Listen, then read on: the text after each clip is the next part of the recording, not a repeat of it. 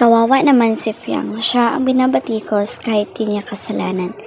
Grabe na ang mga ibang fans kay Fiang. Di niya deserve ang ganitong klaseng bashing na kahit di niya kasalanan.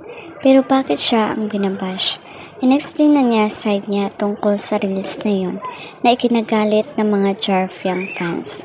Bukod pa doon, sa broadcast channel niya, nagpasalamat siya doon sa Jar Fiang.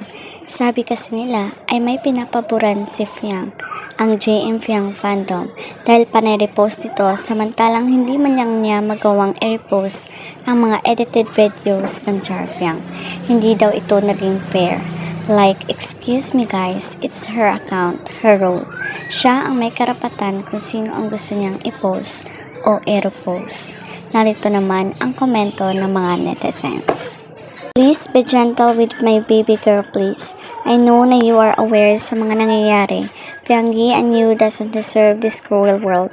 I got you always. I'll stay with you no matter what happens. Fiangi, please know that you're loved and you're always enough. I love you. Ayon pa sa isang nag-comment, lalo lang sila gumawa ng paraan para hindi sila gustuhin ni Fiang. May pa-Jaren can stand alone pa sila pero kung makaharas sila kay Fiang para piliin ang fandom nila, grabe sila kadesperado. Naalala ko yung sinabi niya kay Binsoy at JM while umiiyak.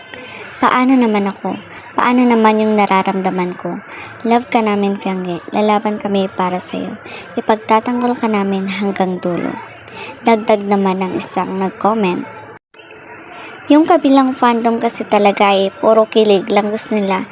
Tapos gagasto sila ng bongga pag di nalayag. Kahit di nagpasalamat na si Fiang, isusumbat nila lahat ng effort nila. Si Jaren nga din naman yan nilalayag. There are some bashers na gawing maka-trash talk to the point na mandadamay or wishing her bad. And that is not okay. But there are some haters of her na sa real talk may point naman. Dagdag naman ng isa. Huwag ka mag-alala, Fiangge. Mas madami pa din kami nagmamahal at nagsasuporta sa inyo ni JM. More projects to come and more blessings. Hashtag JM Fiang.